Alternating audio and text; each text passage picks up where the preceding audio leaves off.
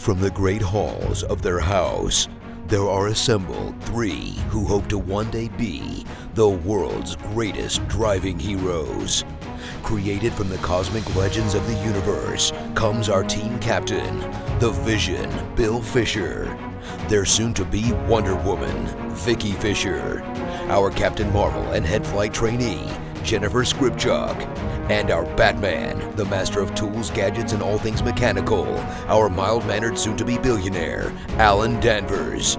Their mission, to fight injustice, share what is right and wrong, to get you out of your house and come out racing with them, and serve all mankind. They are the Garage Heroes in Training Team. Welcome to the Garage Heroes in Training Podcast. I'm going to be one of the hosts for this episode. My name is Bill. Who else is hosting? Vicki. And I'm Jen. You are. Yay! We have Jen back. That's right. We missed you. Oh, You've been circling the paddock, but not coming on. But that's fine. Girl's been busy We understand. and tired. yeah. Tired of being Good busy. stuff.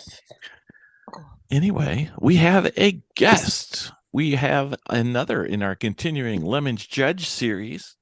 He is a longtime Lemons driver and a relatively long-time Lemons judge. And he's in the midst of a couple different car projects. And we can go way back to the beginning of Lemons with him. So we'll take advantage of that opportunity. I'd like to welcome to the podcast, Chris Overzet. Welcome to the podcast, Chris. Thanks for having me. So Miss Vicki. Oh, I'm sorry. We're already jumping into it. Sorry. Smooth. So I know. We'll edit that whole first part out. Well, the It's we been a is day. me, by the way. But yes. I know. All right. So we know that you're judging now. Can you give us just a brief overall of, who you are, what you do, family life in general? Yeah, sure. I own a small little off-road shop out here in Northern California that my buddy opened about 20 years ago, and then I bought it from him about 3 years ago, and then still outside wrenching and building trucks, and then I do a lot of four-wheel drive stuff, lowered vehicles, lifted vehicles, and then high-dollar pre-runners and stuff like that. And now it's like Lemons has kind of took a little back burner for a little bit this year, but that's why I kind of started judging a little more. But I think I figured out I built about 40 cars over the years, and I was actually the first one to get the Lemons logo as a tattoo. No way. He is currently showing us a Lemons tattoo when I on premiered his that, upper arm. Yeah. So when I premiered the tattoo, I had a 27-foot pink limo that I was racing, and I got out wearing a wedding dress. And wedding dresses don't do well with roll cages. So as I was showing the tattoo off, I fell flat on my face right there in tech. So it was pretty funny. There have been many brides that have fallen flat on their face. On their face. So yeah, when I first started Lemons, it was like we had my buddy calls me like 2 weeks before the Lemons race and goes, "Hey, have you seen this website?" And he sends me this link, and I'm like, "Okay." I go, "What are you racing?" He goes, "I got a Volkswagen Jetta." And I'm like, "All right, I'll go find one." So I went and found this Jetta out in Oakland, and I show up, and the girl doesn't have a title, doesn't have keys, doesn't have anything to the car. And then this cop pulls up and goes, "Can I help you?" And I'm like, "Yeah, I'm going to buy this car from her." And he's all, "Can you make sure it's hers?" And he's like, "Sure." So he punches in all her numbers, and then all of a sudden he looks at me and goes, "Oh, yeah, it's her car." And then he looks at the girl and he goes, "You have 5 minutes head start before I try to chase you." And she's like, "What?" And then all of a sudden she's all, "Can I have the money for the car?" And I'm like, $300. So she's all, "We worked on 400. I go, "Well, $300 is what you're getting right now because you're getting chased by a cop." And then she ran off. So I got this first Jetta for $300. And then that was a complete disaster. So I ended up finding another car like 6 days before the race and built a little Honda. And then that's been my little Hondas have been in my whole little forte through the years. So us too. Yeah, I have a serious diarrhea of the mouth. So if I start going off and talking too much, just throw something at me. That's fine. That's a perfect podcast guest on our list. Exactly. So. I got a lot of stories. Oh, we love stories. But yeah, so the very first lemons, that was July of '07. And I'm sitting there and I'm one to barter stuff. So I hit up Jay and go, "Hey, I saw you guys flip the car over, and that was kind of boring for People's Curse." I go, "What if I bring a Bobcat with a concrete breaker?" And he's like, "Bring it." So Oh, I showed up Sunday with so Saturday we're racing, and some guy ran into me like 4 times in my little Honda and just took it off the racetrack. So the next day when I drove into the paddock, I had the Bobcat and I went straight over to that guy's car and I caved his trunk in with the concrete breaker. And just like, and he's like, "There's a driver in the car." And I'm all, "Well, there's a driver in my car when you hit him 4 times yesterday." As I'm beating on this guy's trunk lid, Jay Lamb sticks his head inside the Bobcat and looks at me, and I shut off the machine. And I felt like a little third grader getting in trouble by a principal. So Jay was like, "Chris, will you go please park your new toy over there and leave this guy's trunk alone?" And I'm like, "Yes, Dad." And then away I went. And later that race, their teammate car got picked as the People's Curse, so I got to destroy that one. So it was kind of cool. It was a little revenge. Oh my. So the ladies have not internet stalked lemons for quite as long as I have, but Okay. the People's Curse is potentially new to them, and I think we'll get some very nice face expressions, which are totally useless on an audio podcast. But would you care to just go into what the People's Curse was and how it used to happen? And So when we first started Lemons out, you used to get your entry form and then you filled everything out. Then you had a list that had all the list of all the cars, and you could circle People's Choice and People's Curse. So People's Choice was kind of like the IOE sort of, but it was like more of a drivers picked it. And then the People's Curse was basically a car that was just being a douchebag that you wanted to see him out of the race. So, but what was kind of funny is all the cars that always got picked for to be the People's Curse was not a car that was really being bad on the track. They were just super cheater cars, and they just didn't want them there. So I think the very first one, these guys showed up in like when we brought the excavator out, they showed up with a 750 Beamer, and they just mobbing around the track. So we picked that, and my buddy, that's probably one of the videos. If you punch in People's Curse on YouTube, you'll see an excavator picking up a silver Beamer, dropping it from 10 feet in the air. And then when it came down, it like bent it all up. And then I lent the guy a battery, and then he got back out on the race course with the car. It's pretty funny. But it was just a thing that it kind of limited how much cheater people were doing and how much stuff they would do. Like these Miata guys would just show up with all their Miata gear on and all their Club Miata stuff, Spec Miata, and they'd show up with all this stuff, and we're like, and they were just douchebags on the track. So then they were just starting to get smashed up all the time. And I remember one team, they loaded their car up and left, and then all of a sudden, I guess the next race they had like a milk carton with that team's car on it, and everybody was trying to find the car at the next race. It was pretty funny. But yeah, and then there was one team that because I also at the time I had a 4-car hauler, and I would build all these Lemons cars to sponsor my crappy Class C cars that nobody else wanted to drive. So I'd show up to a Lemons race with a 4-car hauler, and then rent all the other seats out and stuff. And then I'd have my limo or my other crazy cars I would race. And then one team I transported their car to the track, and they got picked as the People's Curse. And then all of a sudden there was an incident where they left the track and they left the car with me, and they're like, "Well, let's pick that car." And I'm like, "I got paid to tow it here. I can't crush it." So then everybody came over and kind of like vandalized it with their favorite spray paint and like made all sorts of comments about the drivers, like, "You're the kid your mom didn't want," and all this other stuff. And then so then the next year, those guys wanted to come back to race. So Jay's all, the only way they were racing is if you're their team captain, and I'd had to babysit the guys for a year. So they come back, and we got this graffiti artist to paint this. It was a Maxima, and we called it the Maximus Forgiveness. And this little graffiti guy came out and spray painted the car with like the head of an angel and then flowing hair down the sides. And I ended up babysitting these guys for like a year. But every time I was checking off at that car as a People's Curse because I wanted to smash it because I was sick of bringing it home. But yeah, it was back in the beginning was a lot different. I mean, before everybody got really, really fast. But yeah, there was a couple. I mean, it was just fun. And then People's Choice was another. But yeah, it was just showing up and just destroying somebody's car. And then I had my whole family dressed up in construction gear. So we would kind of do all the safety for Jay and everything like that. So for years I was Jay would always hit me up and goes, "Hey, you got people's curse figured out?" And I'm like, "Yeah, not a problem." So then he'd comp me like an entry or something. So he didn't have to worry about that whole situation. I did that for probably 2-3 years. And then after a while, people weren't even picking anybody to people's curse anymore. So I was like, oh, well, that went away.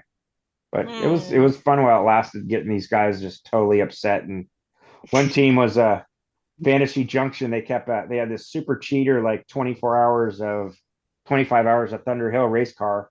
They brought to Lemons, and they were just horrible on the track. And so they got picked as the people's curse. So they grabbed their car, and we gave people like 10 minutes to take all their valuables they wanted out before we destroyed their car. So they pull everything out and they push the car into my buddy's excavator, and my buddy's all, "You guys just drew first blood." And he grabs it and picks their car up and flings it, and then it lands on the ground. And then he just started pulling the doors off of it. And then I go, "Can you pull the motor?" And he's like, "Not a problem." So he reaches over and pulls the whole motor of the car out and sets it on the ground. And then after it's all done, I'm all, "Hey, you think you could help them load it up on their trailer for him?" He's all, "Yeah, not a problem." So he grabs the motor, puts it inside the car, and bent all the doors and everything around the motor in the car, picked up this whole ball of a car, and then put it on the trailer for him. It was like the best one ever. It's like, but I come from a construction background, so working with the big machines like that, and me and my buddy worked together. He would swing over and like bump me with the big bucket, but we were like, and so everybody else is into more of a, everybody in Lemons is very computer techie guys. And when you're coming to the construction and big heavy material, we're talking like the bucket on this machine was probably 5 feet wide when the mouth open, it could take grab the whole front of the car. And he would just swing that thing over and pick up Playmate coolers, and he'd push me with it, or he'd pull that anything that was welded on the roof of the car, he'd pull those off. He was a master operator. So I was always used to working with him. So it's like everybody was just not in that industry was just like amazed watching him just destroy this car. So we did it was a blast while we did it.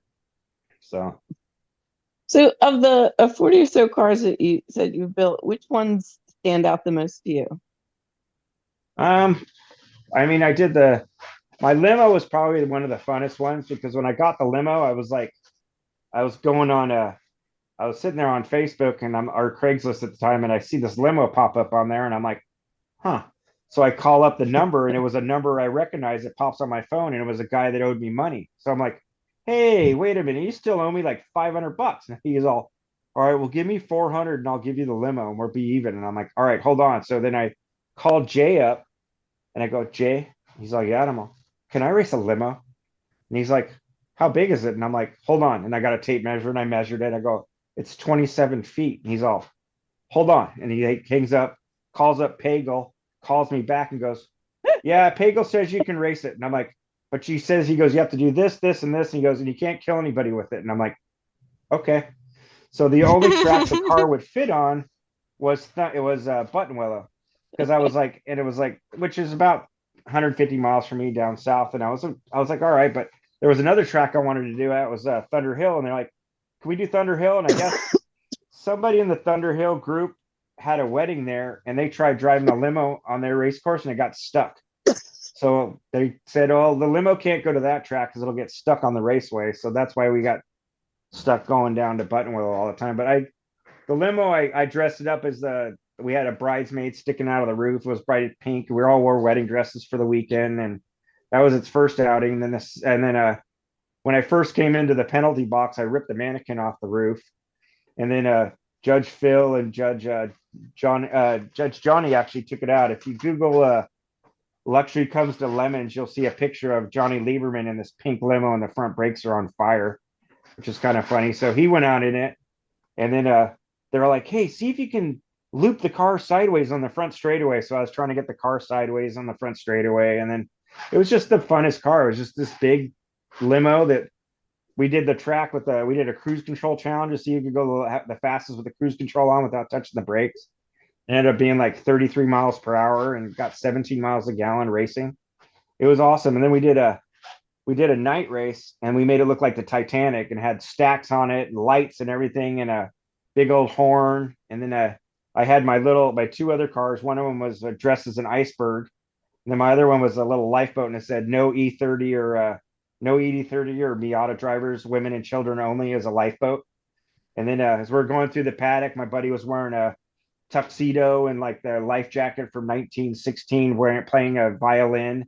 And we got the iceberg car. We're throwing ice cubes at the limo, and it was just a big thing. But the thing never ever won the IOE. It always got People's Choice, or not People's Choice, but got org choice, judge's choice. Like Jay gave it the judge's choice because he saw it coming off the racetrack. It had a blowout on the track. Well, it wouldn't fit all the way on the tow truck. So when the tow truck came off the track, he hit the big dip, and the front of the tow truck came 4 feet off the ground doing a wheelie. So here's this big old limo dragging on the ground with this tow truck 4 feet off the ground, and the driver's having a heart attack, and Jay's about to pee his pants, laughing his head off seeing this. So then that As was Jay does. oh yeah, the limo is probably the funnest thing. But when I pulled up to the race the night before the race, I drove around the paddock and had it on the top of my 4-car hauler, and I sat there and drove around the paddock and did like a little lap around the whole paddock, and it's 9 feet off the ground on the top of this big car hauler. And all of a sudden that night I punch in racing limo, and I see like 500 posts from all these people. Oh, we're racing against this weekend, and it was just the best thing ever. And I went around the track, and it was fun. It did all. If I would cruise the whole race, then the last hour I'd just try to blow it up, and I'd start hauling ass. And so in that last hour, I mean, I was keeping up with everybody else, and they're like, I hear all this radio chatter. Oh, the limo's going a little crazy, and he's just taking the line, and he's not letting anybody pass, and he's just going for it. And then it was hilarious. Like the last hour, every time in that car was just a blast. But yeah, it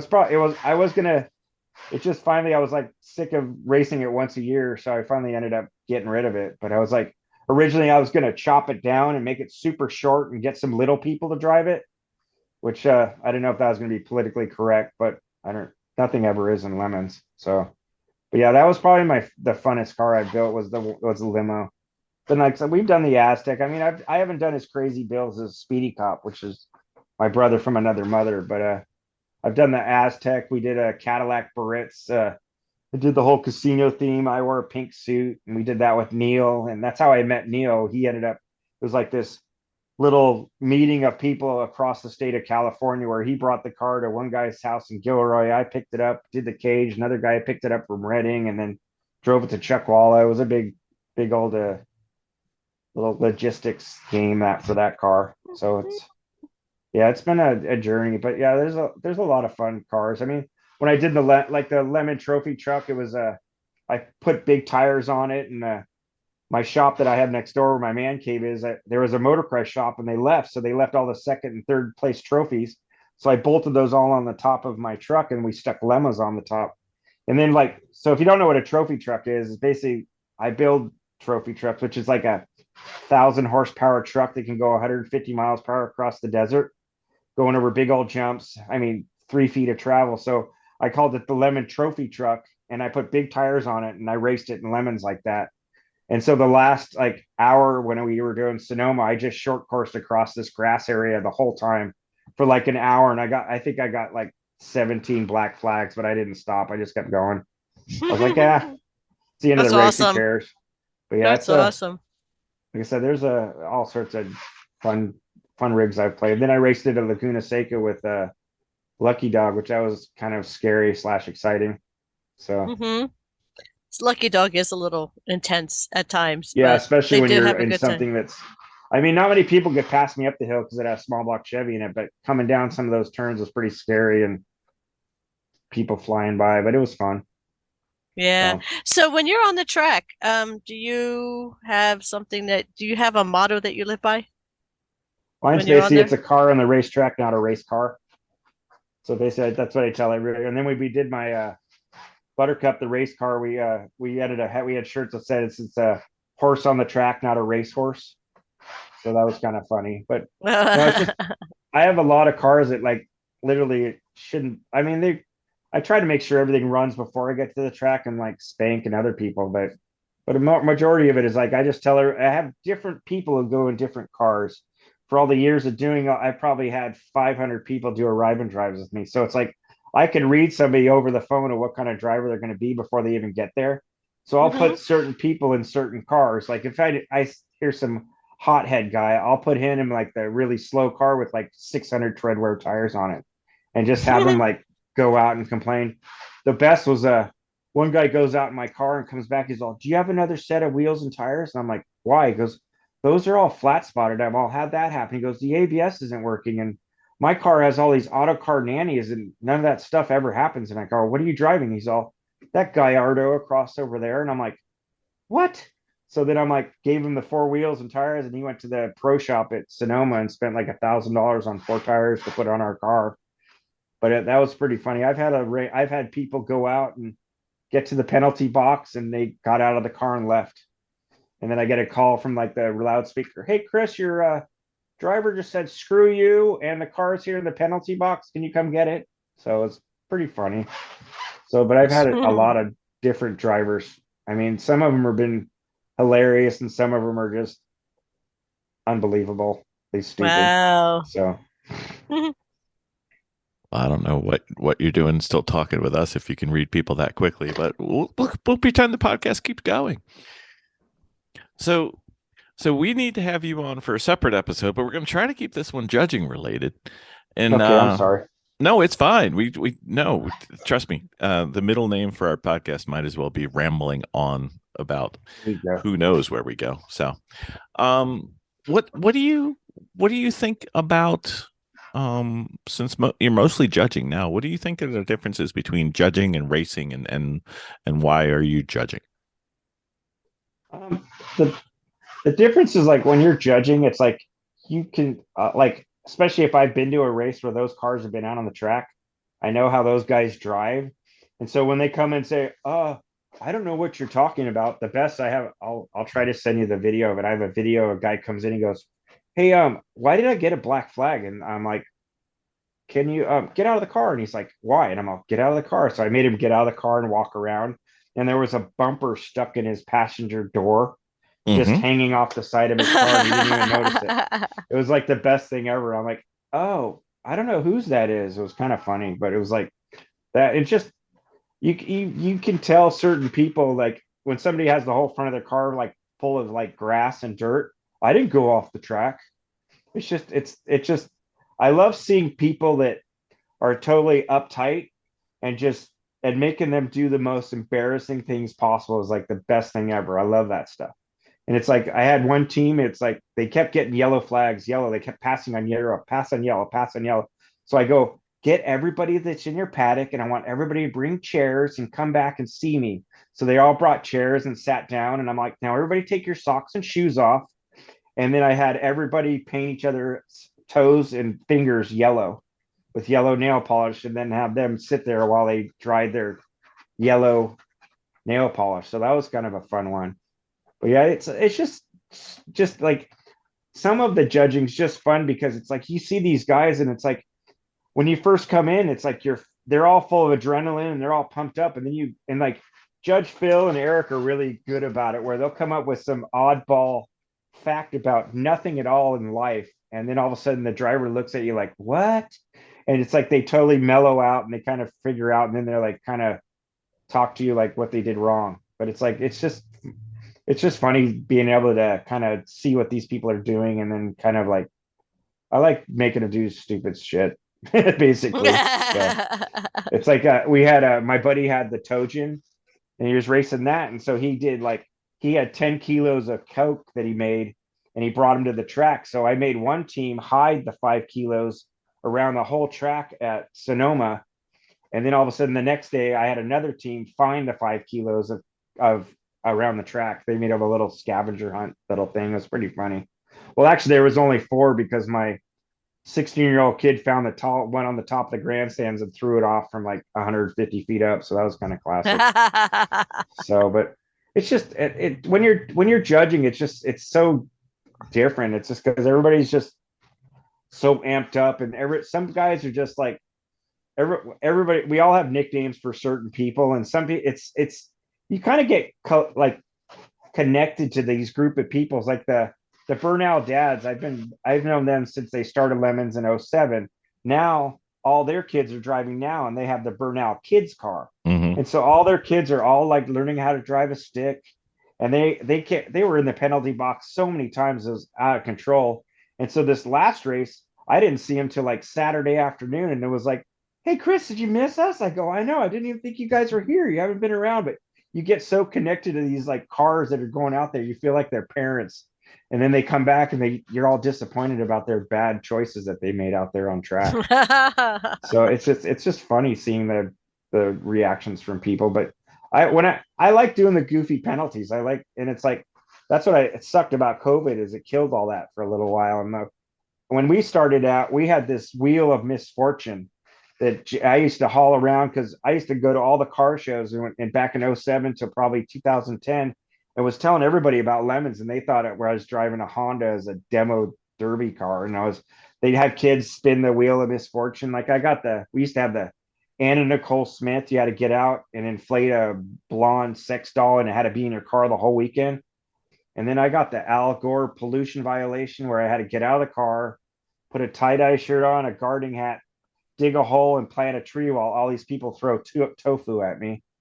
So it was just funny. And then we had like tarred and feathered. So they put soapy water all over a car and they put feathers all over your car. And we just had all these cool, funny ones. Like we had the grill. We had a bucket of eggs where a team would have to drill holes in the roof of their car and mount a bucket. And then we'd put a dozen eggs in it and they go back out on the track as eggs dropped on them. And then there was a Celtic punishment where you had to put a ghetto blaster in the back of the car that played Celtic music the whole time while you were out there.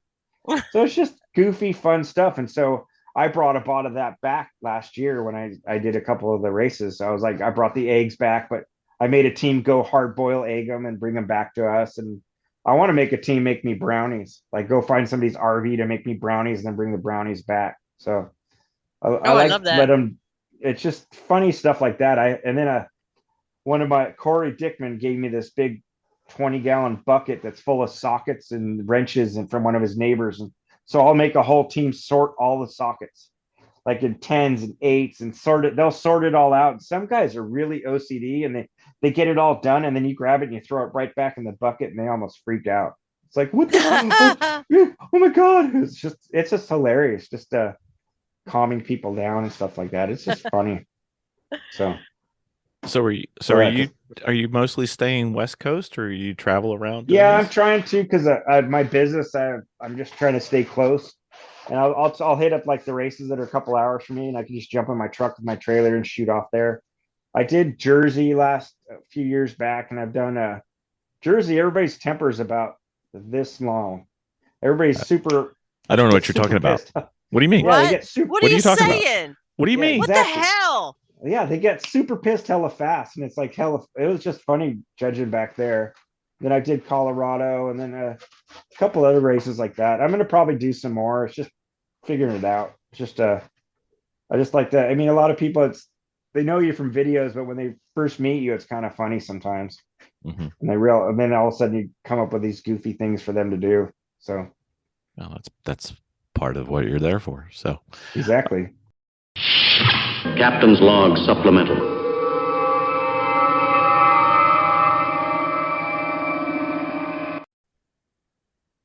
Miss Vicki, we've been racing for a while. Yep. One of the things you've wanted forever and ever was something simple and easy to get the video because you've not been happy with everything we've tried. Nope. And we've tried a lot. Well, the issue that we've always had was that we always never got around to video. We kept trying, but things kept happening. Even when we did, I can't count the number of times I have GoPro video from Jennifer turning the GoPro on to get out of the car and then turning it off to get into the car and start racing. I mean, we've all done it. That was a problem with the GoPro is because of the positioning is that we could never really see the on and off button, and the battery was really short. But I think we found a solution. I think we did. I did. So we now have the Sentinel system. Yes. And oh my gosh, rumored, finally here. I know. And honestly, it was incredible. Just, like my mind was blown sitting there watching, my sister drive or watch our friends drive in the car. It was really cool. Mm-hmm.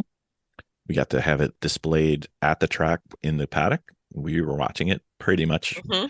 I will say that the only downside to the Sentinel system is it cuts down on my steps because I end up staring at the camera This is video true. instead of walking around the paddock. But I guess I'll get my exercise in another way. So just wait until we get it integrated with the AIM system, and then we have all the telemetry. That'll be fantastic. Right. So right now it shows you can put your logos on it. It determines who's in the car. It has speed and it has video. And yep, obviously you could put more cameras to it. But what I liked about it the most was that all you have to do is put the box in. And I mean, you can leave it in your car, obviously, but it's ready to go. You know, what we had to do with the second race? What? Put in a memory stick. Yeah. The memory stick, yes. And the memory start stick. the car. That's right. And the video was clear, it was crisp, and it was just amazing that we had that length of time on video. Because normally before we would only have these little pin shots of, 15, 20 minutes. Right, before the battery would die or it would turn itself off. Or we would forget to turn it off. And we would have just nothing happening. Or get off on and off and have it turn off when we need it on and on. Yeah, but this was a steady video for hours, and it was really cool. I loved it. I really did. Well, I'm glad you're happy because as with every married couple, when you're happy, I'm happy. And I don't sleep in the tub for, another reason that I didn't even do it, but that's fine. So, all right. So now we're going to use it over and over and over. We got another upcoming race. It'll be fantastic. And they're posting it on our YouTube channel if people want to get bored. It's a great way to fall asleep. You are so self-deprecating. I'm even better when I'm self-deprecating. Deprecating. That too. All right. So experienced racer, experienced judge.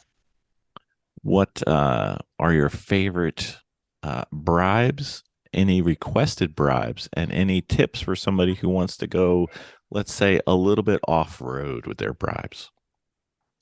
I mean, it's like I always put like a couple days before the race, I'll put it like a little wish list of what I like. And sometimes it shows up like I actually, one of my favorite drinks I have is what was it? Not Your Father's Root Beer. And so I can never find it anywhere. And so all these teams brought me like a case of it the last race. And then last time I was trying to find a hard Mountain Dew because they don't sell it in California. So a couple teams bootlegged that into California for me. So that was kind of cool. But all the baked goods are always a good thing. And the best one ever is one team would bring us a walkie-talkie and goes, anything you need over the weekend, just call us and we'll bring it to you. Oh, so that's a good one. That was the best one. And I'm like, can I get a burrito from the snack bar? And they're like, yes, which one would you like? And all of a sudden, like 10 minutes later, all of a sudden this burrito shows up. It was great. That's best one. That's a good one. This last race is pretty hilarious where this one team sat there and brought they brought their bribe cake out and it already said C with 0. Like they knew they were going to get C with 0. So that was pretty funny. So we can't even get our people to carry the radios for the car. Never mind get judges stuff. Yeah. I don't like radios. They kind of bug me. So what's your favorite tracks that you've gone to either drive or to judge? Because they're different. I really like the Ridge out in Washington. The guy who designed that track picked a different, like every turn out of every racetrack on the West Coast, he put on his racetrack. So it's got the corkscrew from like Laguna Seca.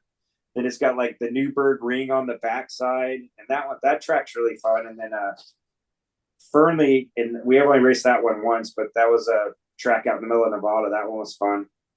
That one was really, really huge. I did the filming with the car show with Adam Carolla for that one. And then I don't know that I liked what was the New Jersey had? What's the two? The Lightning and then the Thunderbolt. What's one? The long straight and then has like a blind corner at the end.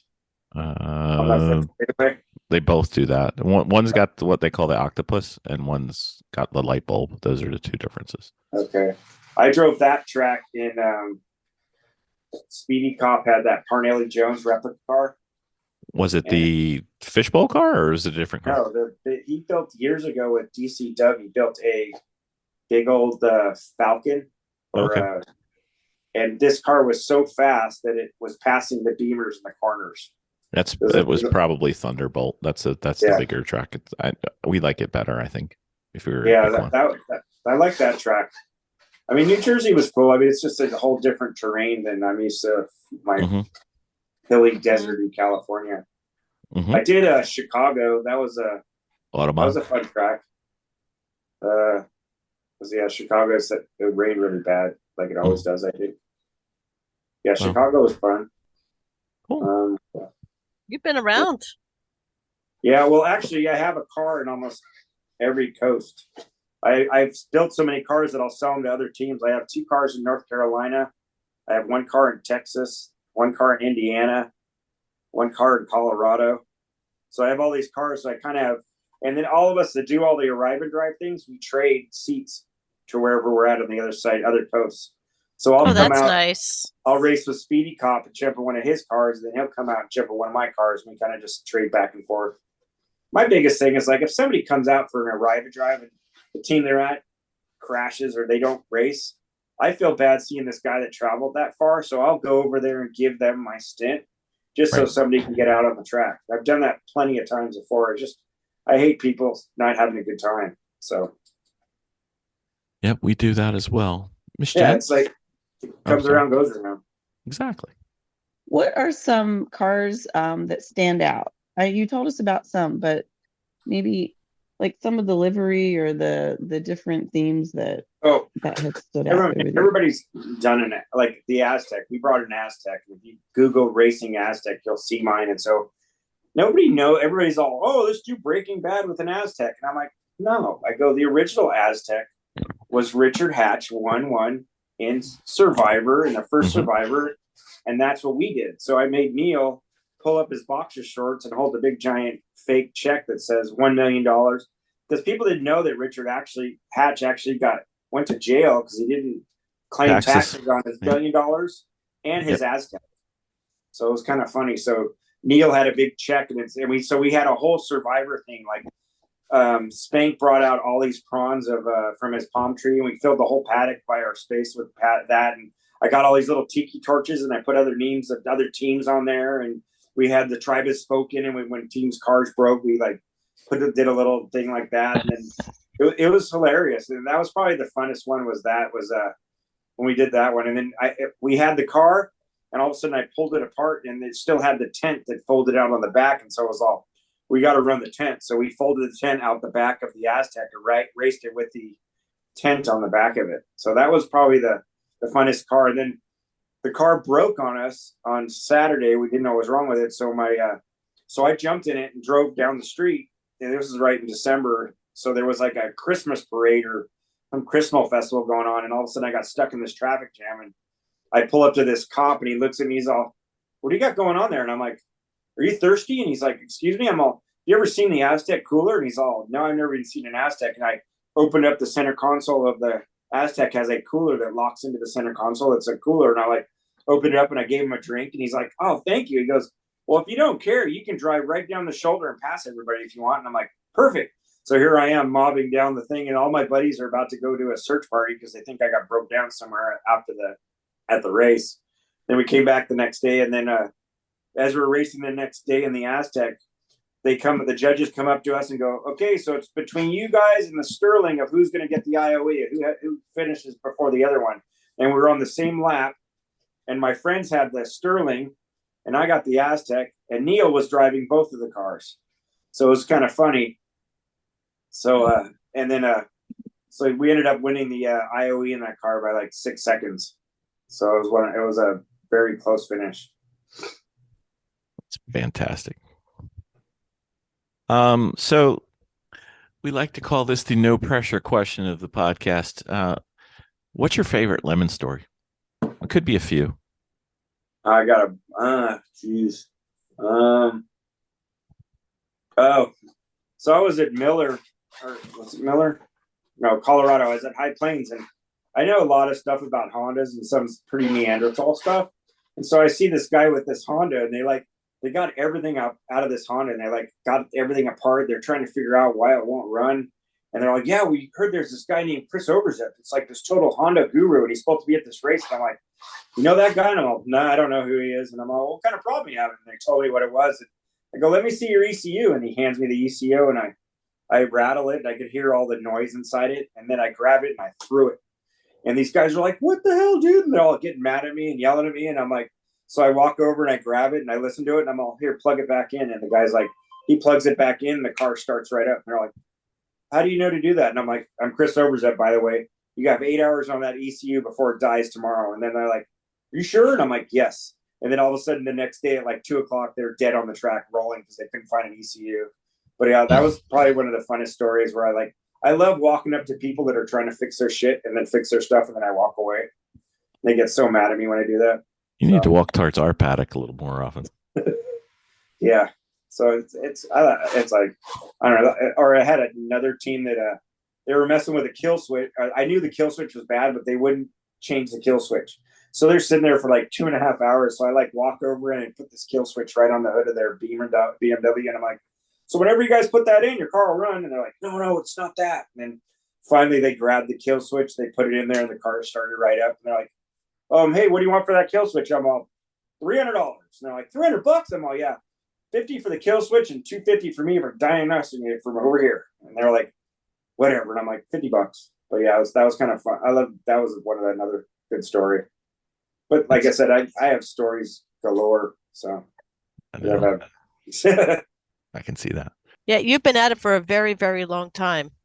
Yeah. Oh yeah. One marriage. I'm on the second one. So. So why should people race lemons? I think it's lemons should be. It's a bucket list thing, and if you always think you're a race car driver and you want to get into something and not spend $5,000 before you figure out if you like it or not. I mean, I tell people, come drive with me. I go race suit rental. I'll hook you up with that stuff, and you can go out there. And everybody wants to be a race car driver, but I mean, when you're out there and all of a sudden you get the reality of that you're actually in this terrible little crappy car and you're giggling and laughing and having so much fun. That's what I love seeing. I love seeing people come back from being in one of my cars with permagrin on their face and all happy and excited. And then they have the lemonitis disease, as I call it, where like for the next week, they're like emailing, what about this car? What about this car? Or all this other stuff. I just love seeing people getting into it. And so it's just good to see it. So this last race, there was a college group that I was kind of babysitting or kind of hanging out with. Just good seeing young kids getting into it now, which is cool. Instead of just playing on a stupid phone. So. Indeed. Miss Jen? Yeah. So what's some of the best races that you've attended? Geez. Best can be a lemon's best, or could be a real best. You know. I think that really wasn't the question you wanted me to ask, was it, Mr. Bill? Yeah, that's fine. I've seen. Well, I mean, one of my best races things I had at Lemons is I built the lemon. It was a little minivan. It's out on the West Coast or the East Coast now. It's a little Honda Odyssey, and I called it the Lemon Audi. And I did a whole Brock Yates Cannonball Run limo or little wambulance out of it, and we called it the Button Turbo Wambulance.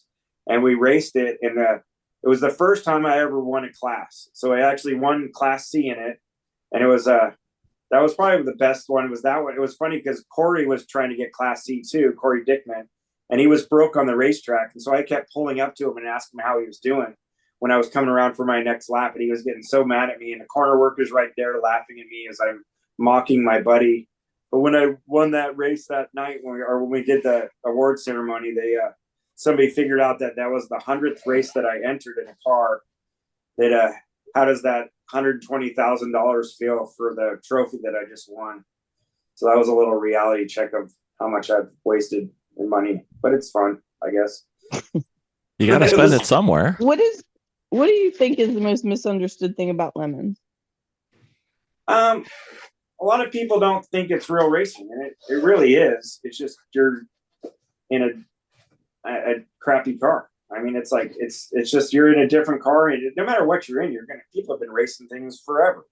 But I mean, everybody's just like, oh, and it's like what really makes me mad is the guys that I've never driven a Beamer before. I drove my buddy's Beamer, and like I did the Bart Simpson Beamer, and it was like that was the first Beamer I ever drove. Was my buddy Scott Chamberlain with they call it the Porky Beamer, the only Beamer with the pricks on the outside. And so that's their team name. And so I raced that car. And after I got out of that car, the car was the easiest car I've ever driven. It was totally predictable. And it was like almost boring because it was I don't know. I mean, compared to like my all-wheel drive Subaru or my crappy Honda or a limo or something like that, where it takes more effort to go fast. It's just, I wish sometimes the Class A guys would get into a Class C car to kind of figure out that it's not just the equipment that's fast. You got to be a fast driver. So it's like, and then I have like one little Honda that anybody can get into, and somebody with experience comes out and they have a blast, and somebody with no experience can go out there and have a blast. And I think people just get I don't know. It's hard to, it's just like, it's a lot of the Beamer guys and the Miata guys are just, I don't know. They pay Jay's bills, I guess. Probably what happens. So, but yeah, their guys are kind of annoying sometimes. Indeed. So we often end with our Fast and Furious Storytime questions, and since we've got the two ladies, I thought we'd have one extra each, and we'll do three each. Vicki, I like it. All right, so the Fast and Furious Storytime questions just about getting to know you just a little bit better. You kind of go off topic a little bit, and they're just random. Anyway, how about I start off with, what was your first car and what was the worst car you ever had? Oh, he's starting to smile. He's hiding a smile. So my first car I ever had was a 1981 Toyota Corolla, and I thought I was like a rally car driver. I got it like stuck in a ditch next to a cemetery, and then it got towed away. And then I think the worst car I've ever had was I bought a Caliber. A Dodge Caliber, because me and Neil and Corey were on this enablers list of horrible cars. So I get this Caliber for like $400. I fix it. I drive all the way to an hour to go see Corey, and we drove to lunch, and we all, dude, this car is so horrible. I don't even want to waste the tubing on this car to build it into a Lemons car. So I think the Caliber had it in the worst car ever. It's like, it ruins all enjoyment of driving a car. It's like squishy clutch. You can't hear the thing run. It was the worst car ever. I don't know why Chrysler built that. I hate that thing. I ended up trading it to a tattoo guy for tattoos. So that tells you how bad it was. I couldn't even sell the car. did you get the tattoos before you drove it or after? I should have. I'm still got to get the tattoos from the guy. I'm going to do a sleeve with all the different racetracks I've been on. So nice. And then all the logos of the different cars that I've had. So that's awesome. Miss Jen? Cool. So what's the one thing that no one knows about you that would surprise them? Geez. I don't know. Pretty much an open book, aren't you? Here it comes. Yeah, I'm an open book. And everybody knows everything. I'm 6'3". I'm a big guy, and everybody thinks I'm kind of grumpy, but I'm just a big giant teddy bear and want everybody to have a good time, basically. So I like doing goofy things. And my kids are like I pick up my daughter in the horse car from school, or I had a Subaru that looked like Pikachu with a big tail on the roof, and I used to take the kids to school in that, and my kids love it. They think they just like all the goofy things that I have, and then like the last race I got that cup from the Dick Ass team. So I had this cup, and I forgot I had this Dick Ass cup, and I went to like some meeting for my daughter's school, and I didn't realize I had the cup that said Dick Ass. I'm like, oh. Like that. So yeah, so it's I don't know. I guess that's my thing. I'm a big teddy bear and just want to make people happy. So which isn't good for business, I figured out. So okay, we're doing all right. Yeah. So let's see. See, there's strategy in picking these questions. It's like, do I want to ask a question because I want to, or do I want to ask a question because it's going to bother Vicki? So many choices. All right. Yes, our dog found a squeak toy. Thank you, Zoe. Favorite Saturday Night Live cast member or skit? Fire Marshal Bill.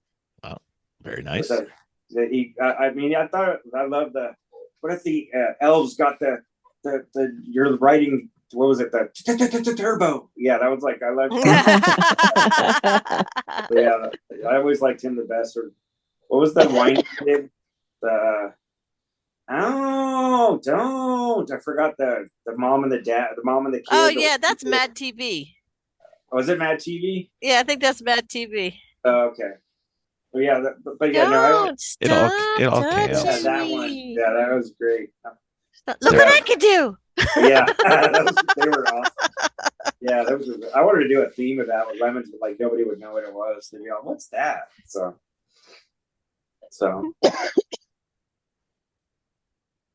Oh, okay. So how about what is the car from your family that sticks out the most growing up? I think my parents, they had one of the big old, my dad had a big monster like Cadillac in the 70s. It was like mid 70s, big Coupe de Ville, like 4-door monster car. And that was like one of my memorable cars because I used to sit on the back thing and play with my Hot Wheels on the back window. Mhm. Then my dad crashed it and I lost all my Hot Wheels. So that was depressing. So. Yeah. All right, here's one. Automatic, stick, paddles, or don't care?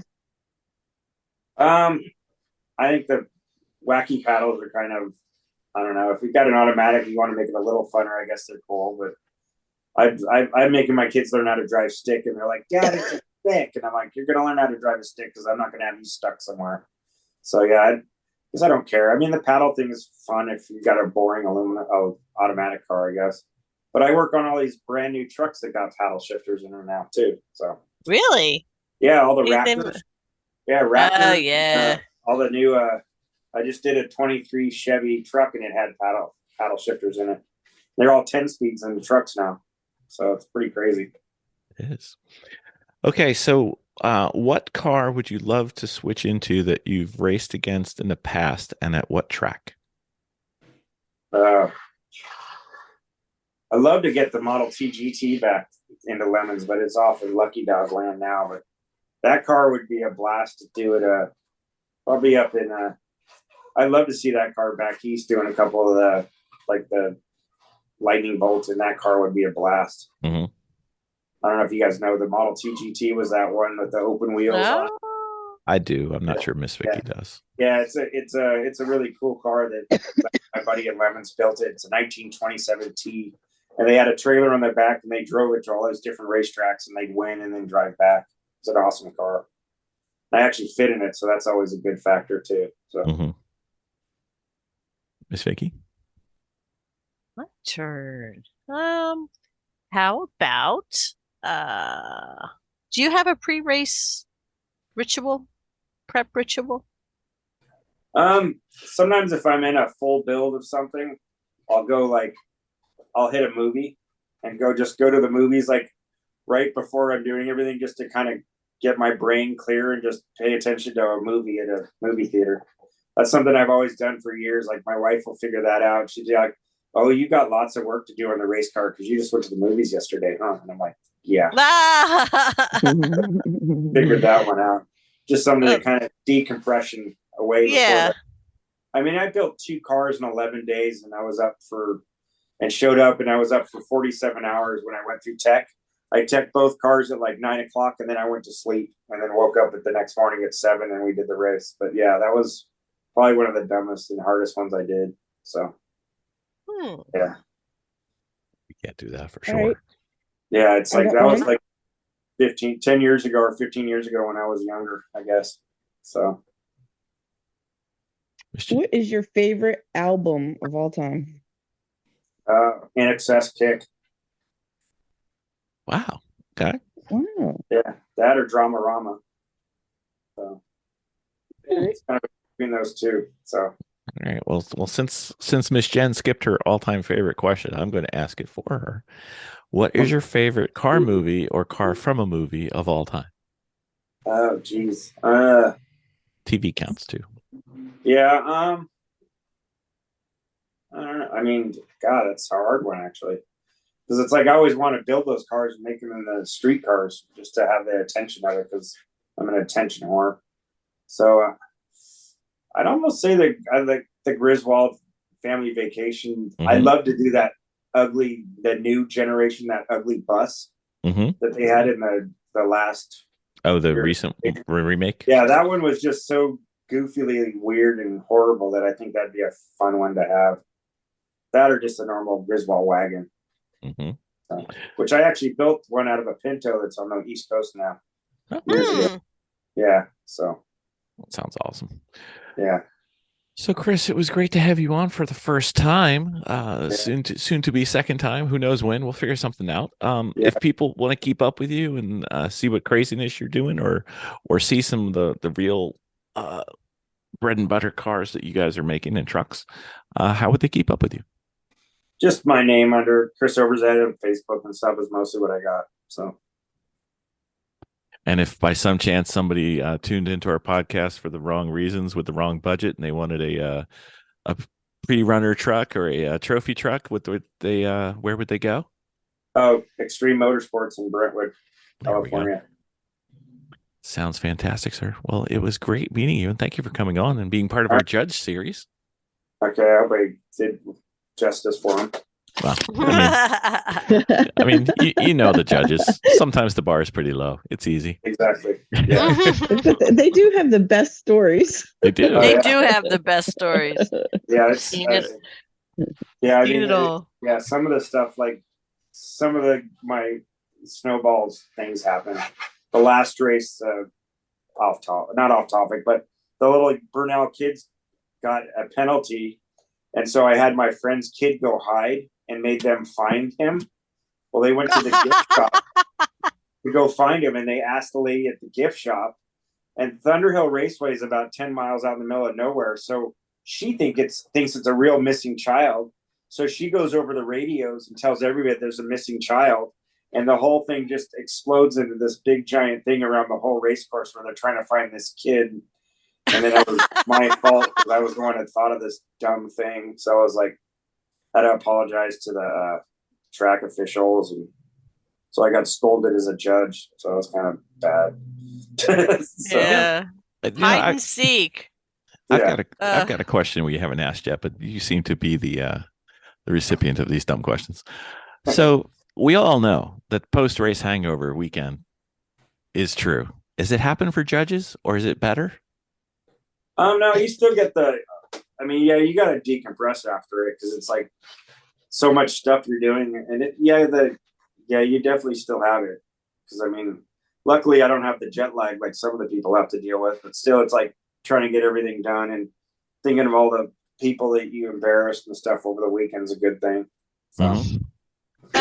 Indeed. Well, thank you, sir. Thank you for coming on, and we will bother you again.